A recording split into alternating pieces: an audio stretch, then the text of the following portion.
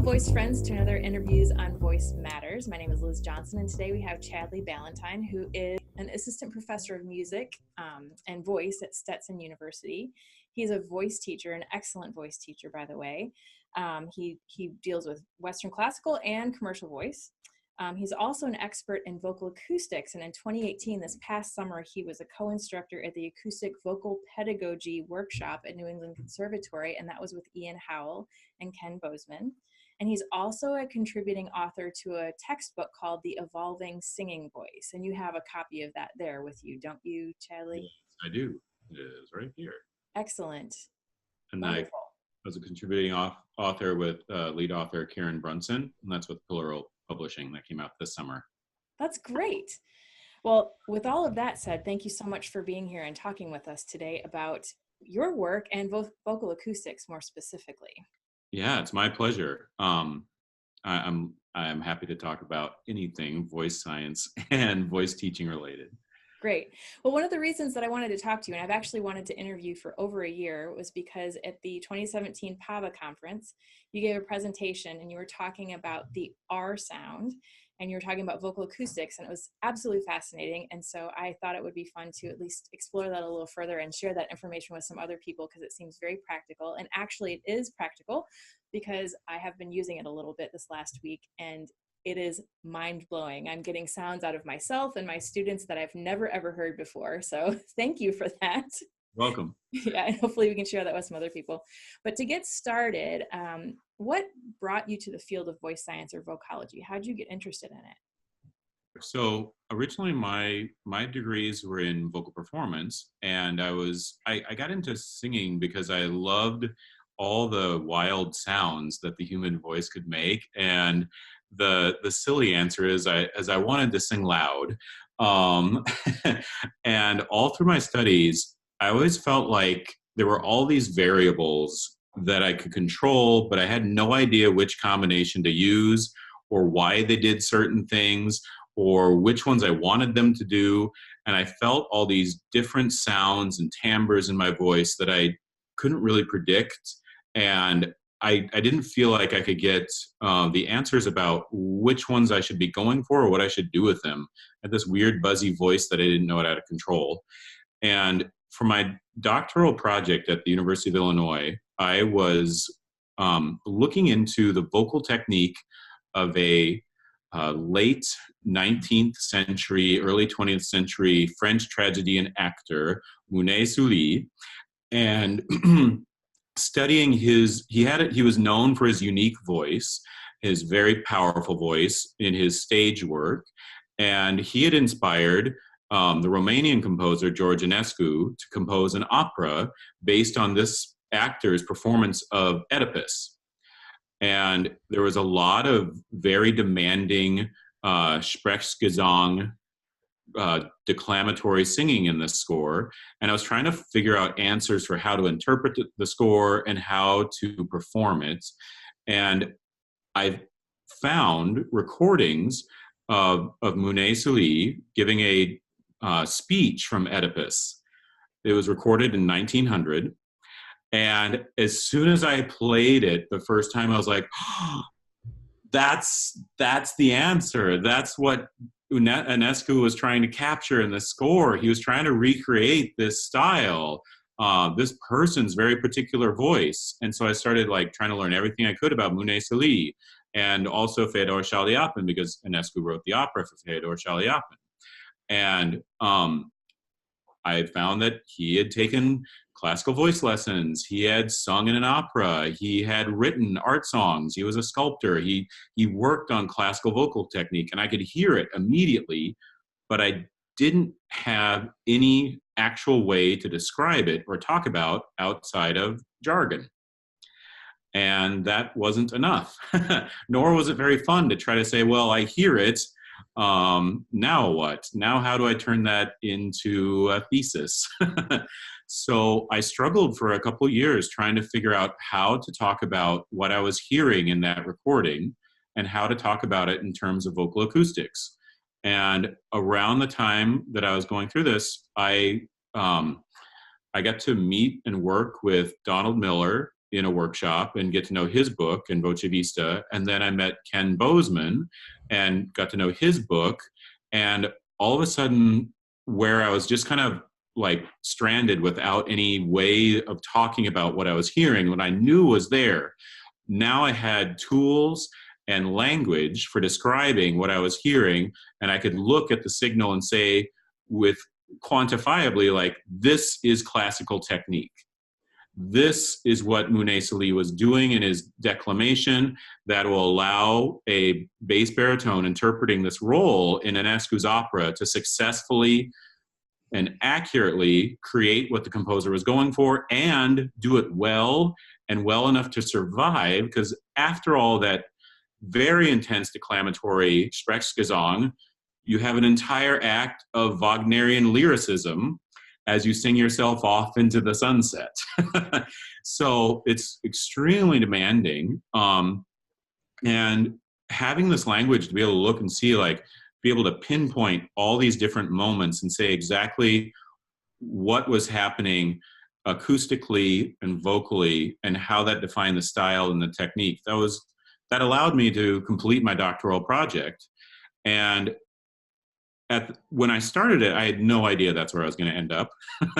And then as I was learning all of this, I was teaching at the time. I just started teaching at the time I started working on this project. And I started taking these ideas and seeing, like, okay, how do I apply this in the studio? And of course worked with all the ideas that Ken laid out in his first book, and then met him and got to work with him and learn, work directly with him. And I just started finding, like, all these different ways of applying it in the studio, and how quickly my adolescent singers picked up these ideas, and how with a little tweak I was able to apply them to belting and to contemporary singing, and just kind of take a couple ideas that define classical and reverse them, essentially.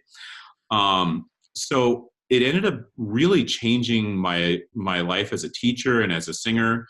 It started, like, shedding light on all those variables I'd always felt in my own instrument, and started giving me some answers and some tools to work with to finally get my weird buzzy instrument to be predictable and make sounds that I hadn't made before, and make sounds that I knew I could make, but I'd never been able to make except maybe like once a year.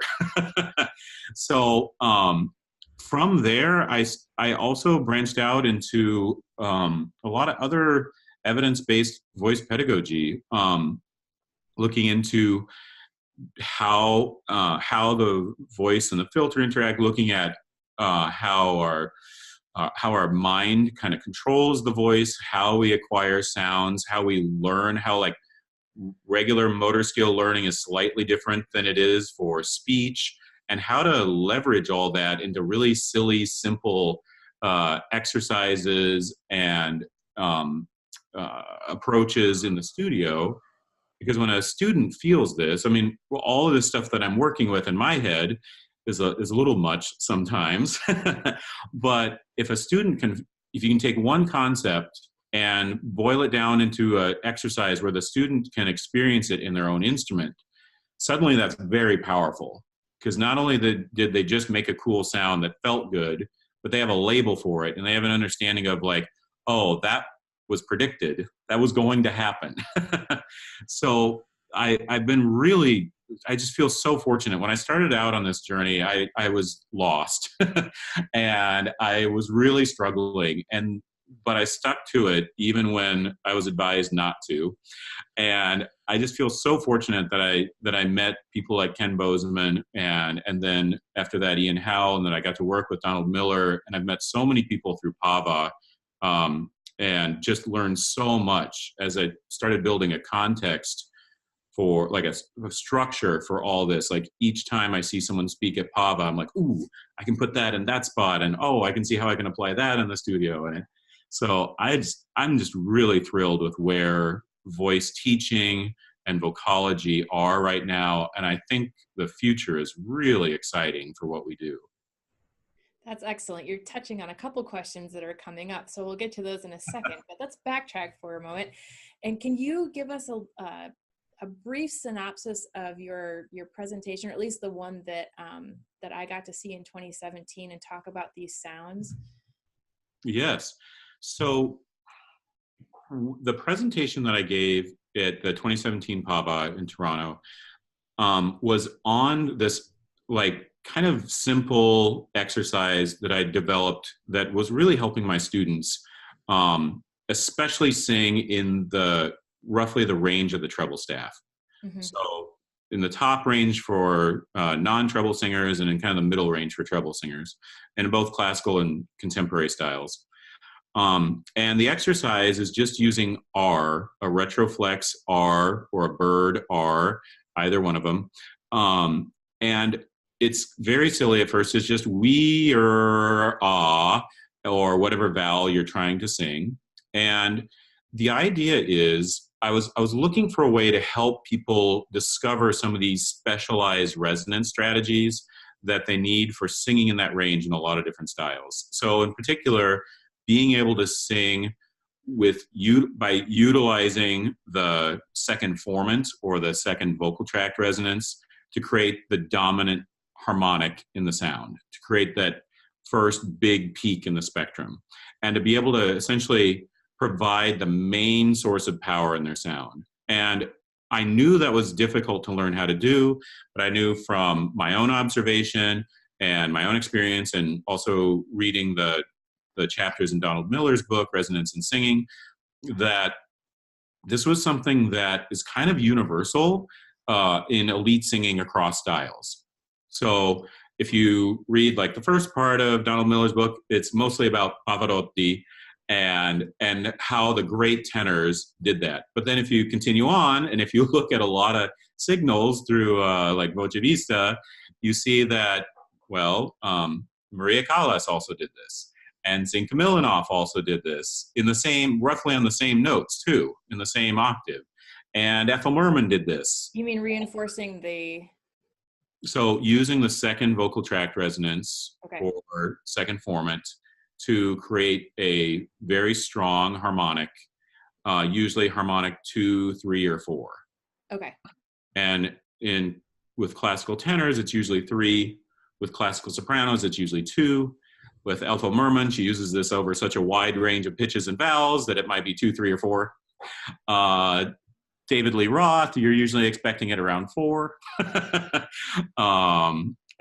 Yeah, so, but I'd always, seen like anecdotally, like great singers talk about how difficult it was to learn to sing in that range, that it took them a long time.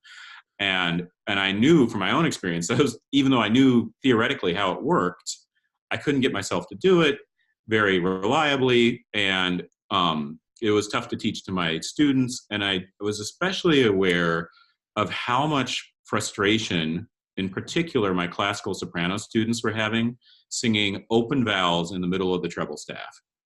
So like the big combination is ah on C5. I saw Renee Fleming give a masterclass at Chicago at the National Nats, where she said it took her 10 years of singing E with a pencil in her mouth. And I was like, okay, well, if it was really that hard for Renee Fleming, who's amazing at singing, like, imagine how hard it is for the rest of us to figure it out.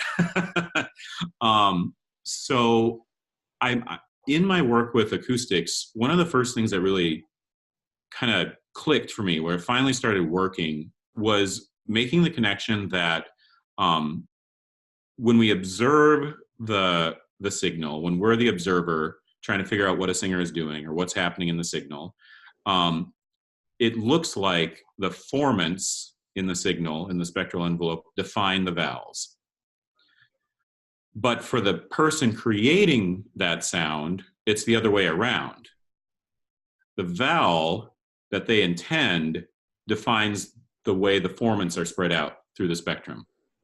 And if you just stay on one vowel and try to move the formants independent of changing the vowel, that's very, very difficult. But if you want to just move things around, change vowels, and the formants move really quickly and really easily. And I love having movement and motion and tapping into the speech motor control that exists in our instrument, rather than just trying to force something from the outside in. So where I went with this, I'd been using things that I had been inspired by other teachers using combinations of different vowels to move the first two formants around and create different effects and different results, and teach people how to belt a little better, how to sing better in their passaggio, how to sing into their high voice really well. I was still struggling with getting them to get into this middle area and get onto that second one. And I happened to read one day that American R lowers the third formant. And I thought, I remember the first times I read about formants, that the first two formants are the vowel formants, and they're movable, and the rest of them are basically fixed. And so I thought, I wonder how movable that third formant is. And when I got to school, I opened up Voce Vista and said R into the computer, and the third formant dropped like a rock. I thought, oh, that one's really movable, and there's a language sound that moves it. What do I do with this? So I started playing around with it, and I happened to have a whole bunch of students come to me that day who said, we've got to learn how to overtone sing. Do you know how to do that? And I was like, well, I think I just figured something out that makes it possible. And so we started playing around with E and to learn how to overtone sing. And then and that was fun. And then the next week I was working with a classical soprano who was struggling with that on C5. And we were trying some of the stuff that had worked for me in the past, but it wasn't working quickly enough for her emotionally. She'd struggled with this for some time. She was in her mid-20s. And so I was like, well, let's try something silly, because I love working with articulation. I think that just gets us out of our own ways, and it really taps into how the instrument works, and as far as the control of it. And so we started playing around with just the R thing and learning how to overtone sing. And then as we were doing that, I started noticing that was creating a lot of energy right in that area that I wanted her to learn that second formant strategy on. And so we started combining E, R, and Ah. And she went from not being able to support that ah vowel in the middle of the treble staff to really being able to sing into it. So I was like, oh my gosh, this is what I've been looking for the last 3 years, is some way to lead people in to second formant tuning. Because with other just simple vowel combinations, it was really easy to teach them how to tune into that first formant harmonic relationship. So for Pava, I put together a presentation on that, and I have Voce Vista up here, so I can kind of walk you through it. And I've also got a poster called up that I I used for a micro workshop at the 2018 Pavasta conference in Seattle, where I give like a 10-minute workshop on this idea and kind of working with vowels and R and different language sounds to leverage voice acoustic results. Okay, so here's some of the pictures I'm looking at, just to kind of give us a heads up of what we're looking for when I bring up Voce Vista video. In this first one, what I've got the picture repeated, and the second time I've highlighted where those formants are. So it's easier to see what I'm looking at and what I'm watching. So on oo to ah, F1 and F2 move. And we go ooh ah, they move in parallel. Ooh ah, and here they're highlighted. And I'm labeling them as formants here because it's still, I'd say there's still some disagreement of whether to call it a vocal tract resonance or a formant, or exactly what we're trying to describe here.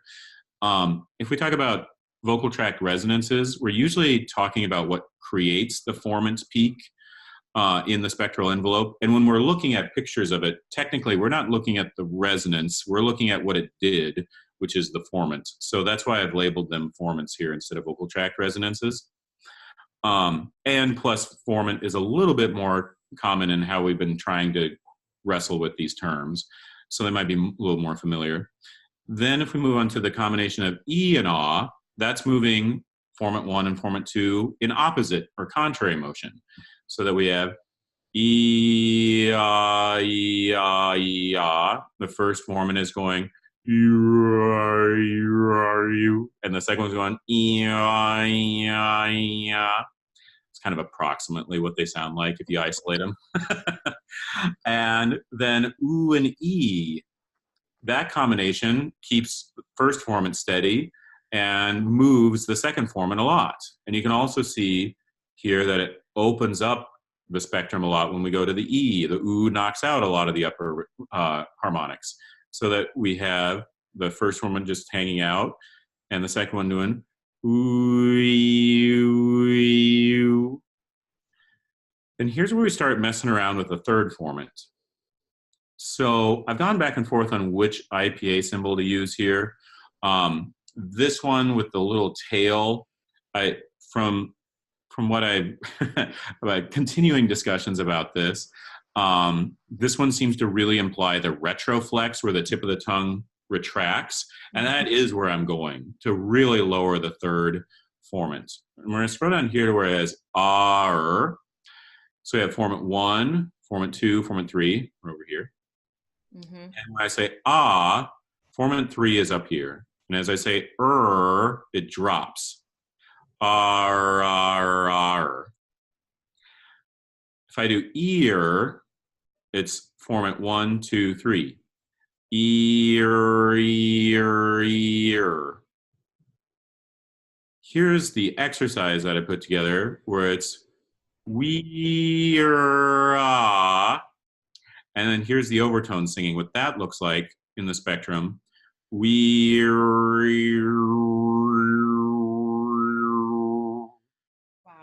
This is what it looks like in real time. So that's kind of to give us an idea of what I'm seeing in the spectrum, those highlighted areas. Okay. So we'll walk through a couple of those. Looking at Voce Vista video, I've got it zoomed into the first 5,000 hertz, just so that we can really see the first 3 formants and perhaps the 4th if we have time. So by using ah to e, you can really move the first 2 formants around a lot. When I start ah, first 2 formants are really close together. Right here around the 1,000 hertz range. And as I go to E, they're going to split.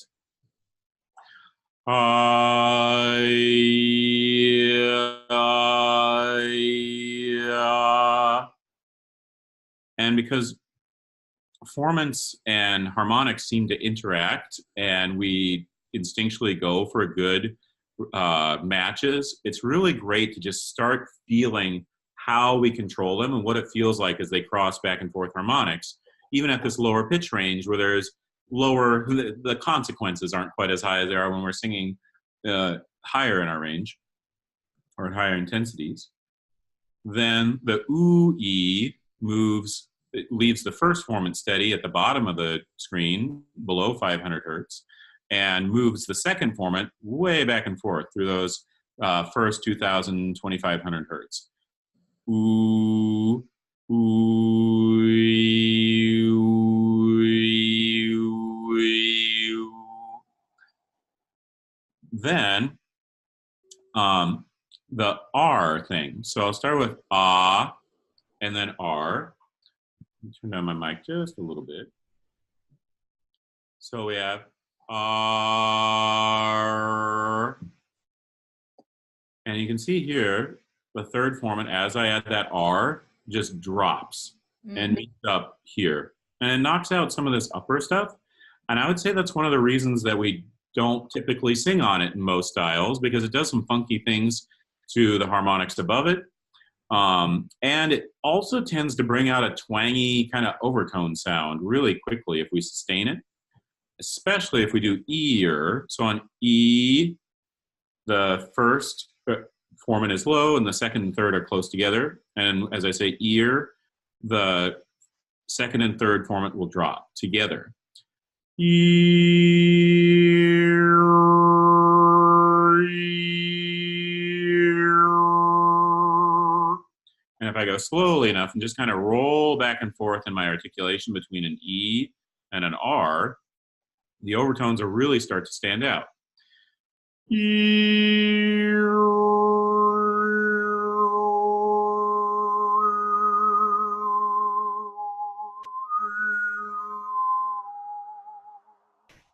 You get back and forth between the higher and lower overtones.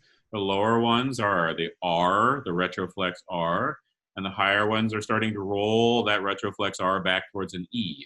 If you release it all the way to an E, that will come out again. But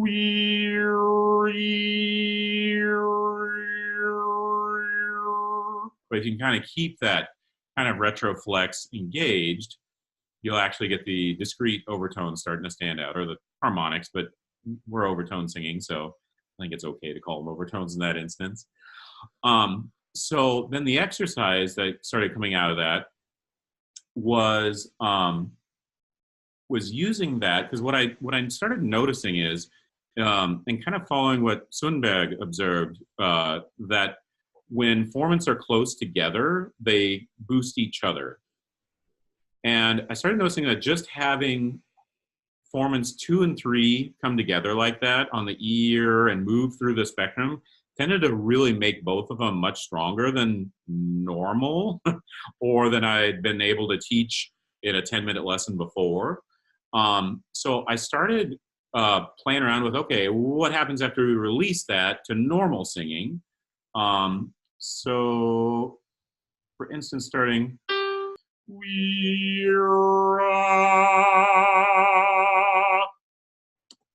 and what I found was, without a whole lot of effort, this area down here where the 1 and 2 are for the ah vowel got way stronger without hardly any effort. And so we start here on the E. It's 1, 2, 3. The brings 2 and 3 together down through the spectrum to here, and all forms up and makes a lot of power there, but kind of an odd sound that doesn't work so great for actual singing, but works really great for building up a whole bunch of energy in the sound, both with flow and with just kind of the shapes you're getting from the breath flow, where you're getting positive pressure in the above the vocal folds to balance out the positive pressure underneath, and also seems kind of moving the articulators a lot, moving the tongue a lot, instead of kind of locking it in one place and hoping it will magically be relaxed someday. Like, no, let it move. Let's move it a lot. Let's move it at its most extremes. And then when we release, so ah, the third formant jumps back up to here, and now is kind of forming this kind of fun singer's formant cluster in my voice, in this area with the fourth formant. And then down in here, that's quite strong. So then I would add it to a scale. And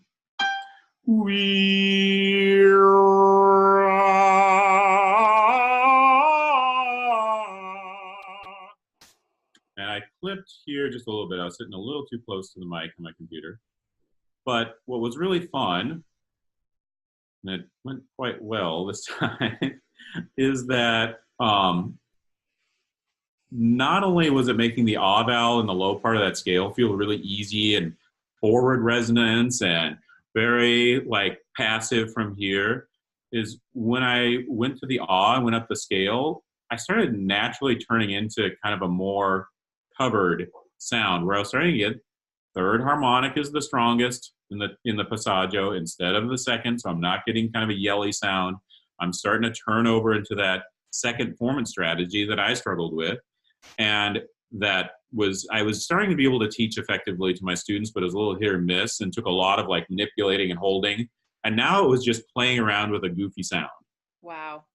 And what's been really fun is for the classical sopranos, this is helping them sing with a resonant, supported, reliable ah vowel in the middle of the staff. For my belters, this is the profile, setting up this kind of more kind of baritone setup for my female belters. That's how they create that really rich, really earthy chest belt that has that darker sound that a lot of them think comes from like banging their vocal folds together super duper hard until it hurts, until it hurts as bad as the emotions that they're portraying. It's just kind of a fun acoustic trick that creates this extra dark chest-like sound. And yeah, so that's the exercise that I've been playing around with on there. As you were talking, it occurs to me that this is an internal semi-occluded vocal tract exercise, Mm-hmm. which may have been obvious to everyone else in the universe, but wow, that's the power of the semi-occlusion. I've been thinking about it a lot. I've been thinking about that exactly a lot. And I'm coming to believe that one of the keys to supported singing and feeling and excellent, strong singing is creating a semi-occlusion in the way we articulate at all times. I think there needs to be some kind of balancing pressure above. And I've had some talks with Ken Bozeman about this, and he's kind of also been guiding me in this direction and thinking about what it was about that exercise that worked. So not only was it the acoustic side of it, but I'm starting to believe that it was the shape as well. So there needs to be some kind of balance between the positive pressure in the air, in the lungs, coming up underneath the vocal folds, and some balance above it. Otherwise, the muscles have to hold it back. And that's why like semi-occluded exercises work so great. They feel really good. They teach us like, oh, we don't have to hold back the pressure with our neck and with our vocal folds. Like it can balance out. We can find this balanced pressure thing and this equilibrium where everything moves really well. And then the voice is free to like make all these pitch changes and variations instead of just holding back the air pressure in a grunt. So they're like, as I was thinking about it, like, oh, there are like a few spots along the vocal tract where we could create this converging thing. And of course, thinking about convergence is something I definitely learned from Ken in his book, Practical Vocal Acoustics, and then working with him. But you can create a convergence at the lips, like with a straw or lip trill. For people out there who don't know the word convergence, you mean like an occlusion or a closing?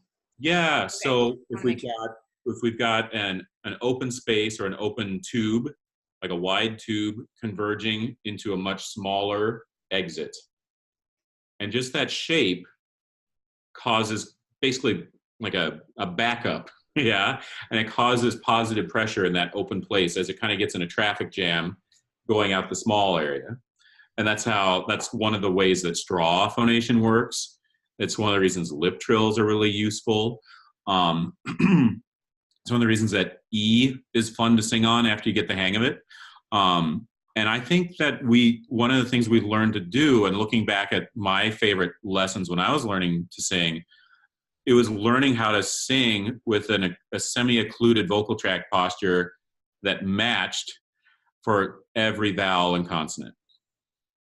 So swinging that back and forth between E and R really kind of covers the full range of where those two formants can move.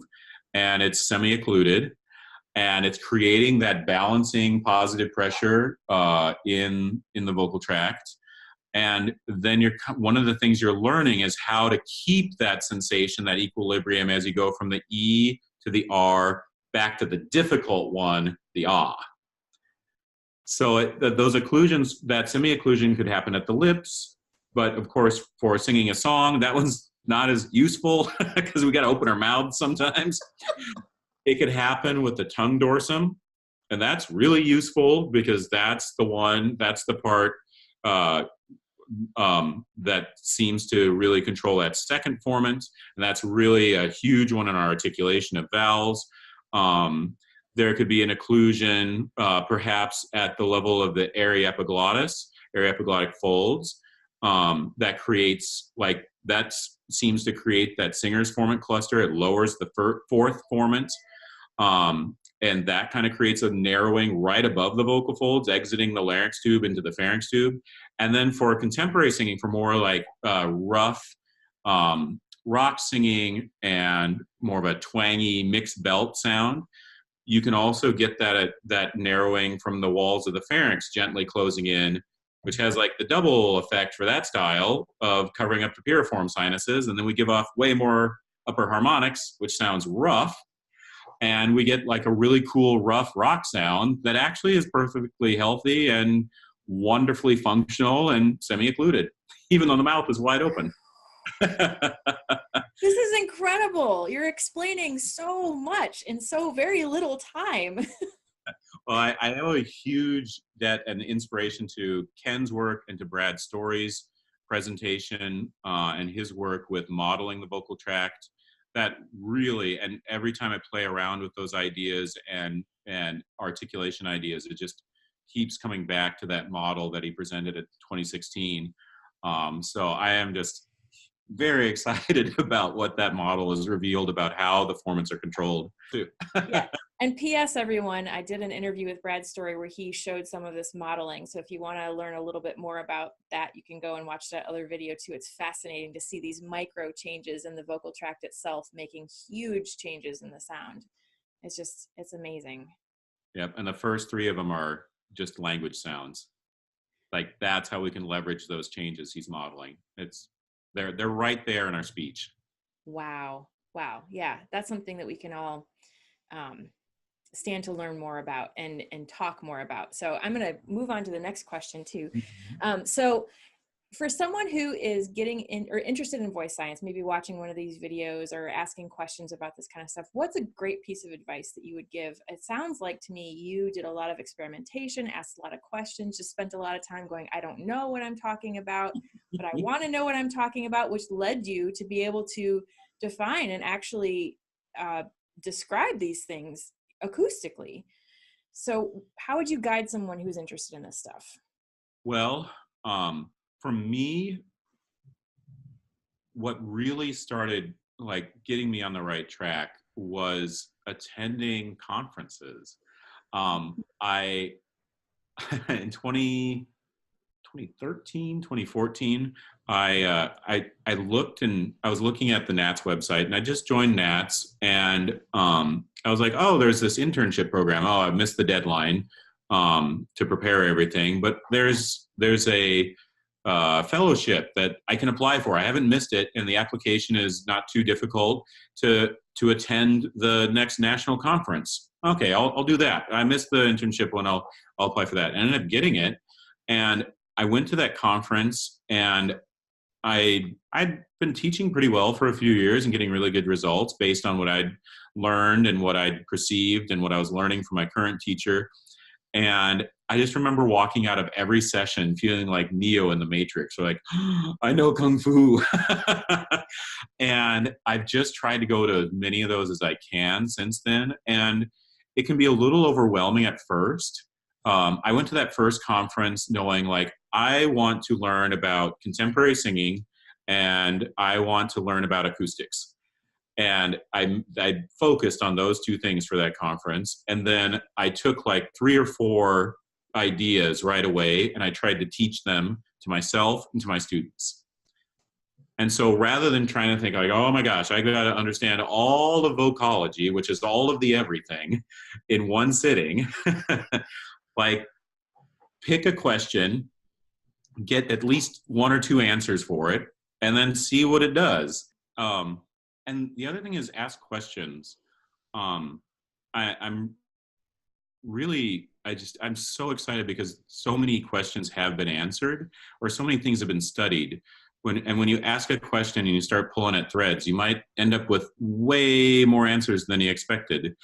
So I'm just so inspired by the work that Ingo Titze has done and what the people he's inspired and mentored. And I'm also excited about some of the silly questions I've asked. Like it could be a goofy question. Like last year when I was working for the book, The Evolving Singing Voice, one of the questions was like, well, how do we feel our voice?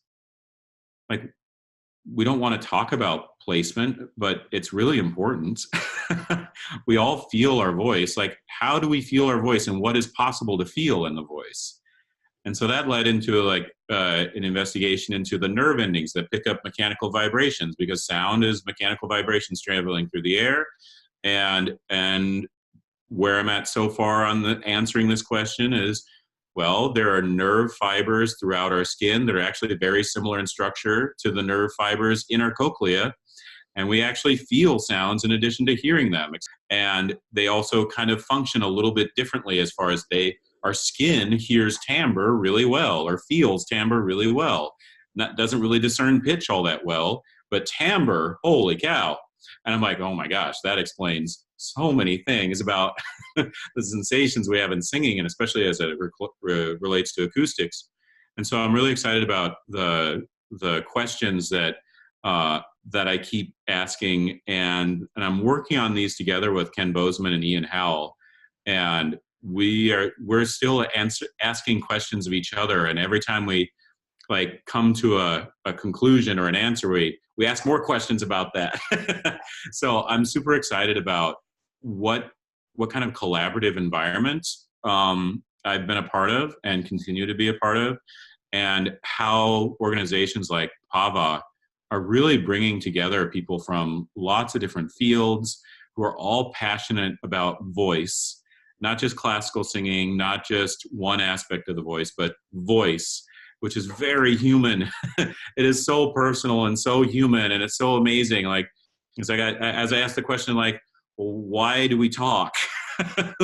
I don't have a complete answer for that, but some people are getting closer, and their answers are really amazing and make it even more exciting and more like humbling and awe-inspiring to be involved in this kind of work, where it's like, gosh, it's just a miracle that we can even talk, let alone make all these cool sounds. So yeah, I just encourage anybody who's interested in vocology to just start and find one cool article and go from there. Excellent. Where do you think we're going with vocology? Where's our future look like? I think we're moving there already. I think there's a couple aspects that I'm interested in. I think we're really moving towards functional voice rather than style-specific judgments. I think as we get a better understanding of what differentiates how we perceive style, like what are the components of the voice that really cause those big aesthetic changes in what we perceive in the sound.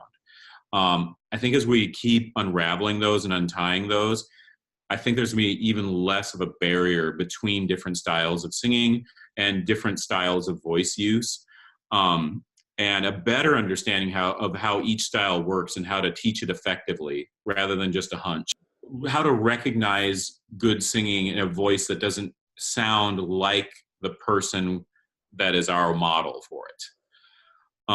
The other direction I see it going is really getting much deeper into an understanding of how sound works, how we hear sound, how our brain processes sound, how our brain controls our speech and our singing, and how we acquire like speech and singing skills.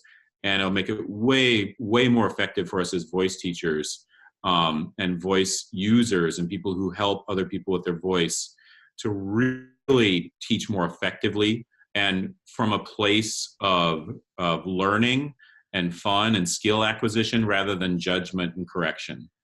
I want to work towards rather than an instrument based on feedback, an approach that is feed forward, where it's all motivated by the intent to communicate and setting up the palette that we want for the style that we're in and setting up the skills.